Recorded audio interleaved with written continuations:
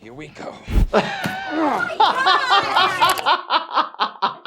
Inverted members, CPR gone wrong, and whatever the heck this is, get ready to laugh because today we are reacting to the hilarious medical scenes and injuries from The Office. All right, let's dive right in.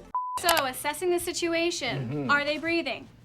No, Rose. You're getting CPR training at The Office. Everybody should know how to do basic CPR, chest compressions, call 911, get the automated external defibrillator, all of that. You have to assess your patient. Check, rub the patient, hey, call out their name, or say, hey, are you okay? And then if they're not, check for breathing, check for a pulse. They are not breathing, and they have no arms or legs. Somebody could actually, in real life, survive without legs and arms, as long as they have the basic functionings of life. If we come across somebody with no arms or legs, do we bother resuscitating? Yes, you bother resuscitating them, yes. Now, if the person doesn't want to be resuscitated, which is a do not resuscitate order, that's a different story. I mean, what kind of quality of life do we have there? Well, let's get back to it, because you're losing them. No, okay, bad too kisses. Fast. Everyone, we need to pump at a pace of 100 beats per minute. Oh, okay. That's hard to keep track. How many is that per hour? Oh my gosh. You need enough squeeze to push the blood out, but then enough time and to come off the chest to allow it to refill. Okay, well, a good trick is to pump to the tune of Staying Alive by the Bee Gees. Do you know that song? Yes, I do. There I you love go. that song. First I was afraid, I was petrified. Yeah, no, you don't want to start off really slow. You want to get going. Let's go. No, it's staying alive. Okay. You didn't maintain 100 beats per minute, and the ambulance didn't arrive because nobody called 911. So you lost him.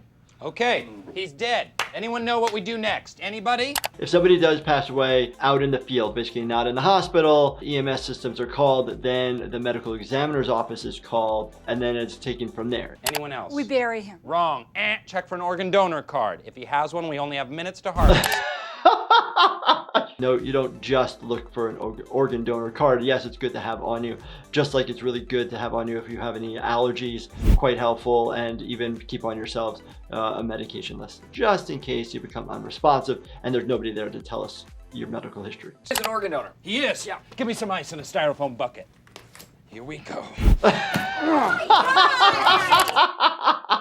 Surgeons are called to harvest the organs, or basically get the organs out. It wouldn't be done in the office, it wouldn't be done in the field, it would be done in a very sterile operating room at a hospital. Oh, finally feel the blood coursing through my foot veins. Wait, what the heck's happening? Okay, I think we need to take him to the hospital. You just passed out? I'm pretty sure he has a concussion. Oh, now you feel some compassion for him. If somebody passes out, get them to the floor, get them to the ground, and then stabilize their head and neck if they hit their head, because you don't know if they have a cervical fracture. Yeah.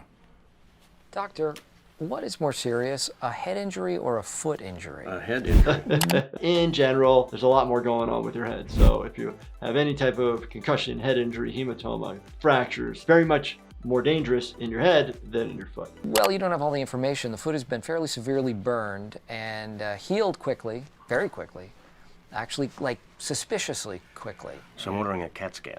So CAT scan is basically a three-dimensional x-ray where we can actually see things in multiple planes. And actually, typically most CAT scan machines take an image every 5 millimeters and it is reconstructed to get a 3D image. I'm now going to read aloud your submitted medical conditions. When you hear yours read, please raise your hand to indicate that it is real. If you do not raise your hand, it will not be covered.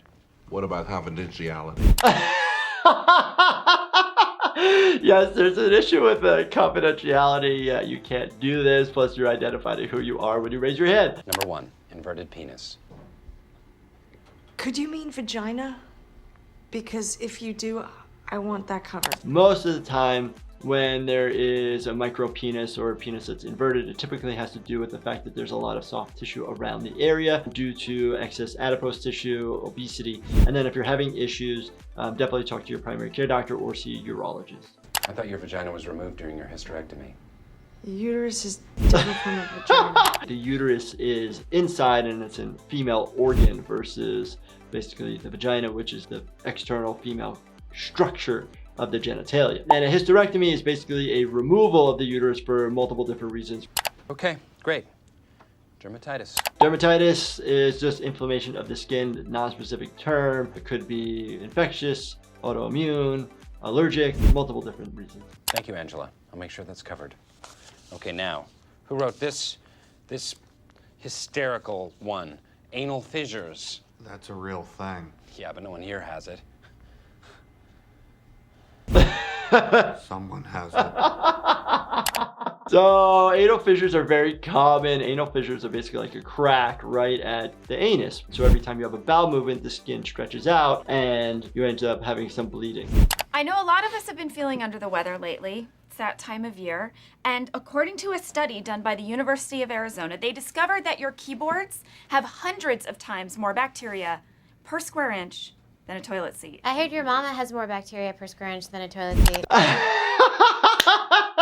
Nice. Who doesn't like a good yo mama joke? Let me know in the comments if you guys have any good ones. When we get to work, we actually wipe down the station with different types of wipes that will kill the bacteria and pathogens for a keyboard, the mouse, and the whole area, just because there's so many different things that are going on. That's true. That's true. I dated her mama. And you know what? Sorry. One of the simplest ways to cut down on the spread of germs is to use something called the vampire cough. Did you say vampire? Oh, that's no, pretty good. it's just that if a vampire had to cough, he would do it like this. I've literally never heard of that called a vampire cough. It's just cough into the crease of your elbow. It's just to stop the spread of all the particles that you can. Obviously, they're still going to be in this vicinity, but at least they're not aerosolizing with projectile distance. Right. And ruin their cloaks. Do you have any idea how expensive wool is in Transylvania? Don't come in if you're sick and get your flu shot. We can't really, get vaccinated against colds. They're seasonal. Influenza, getting the vaccination definitely does reduce your risk of getting a severe illness, reducing how often it's spread in population.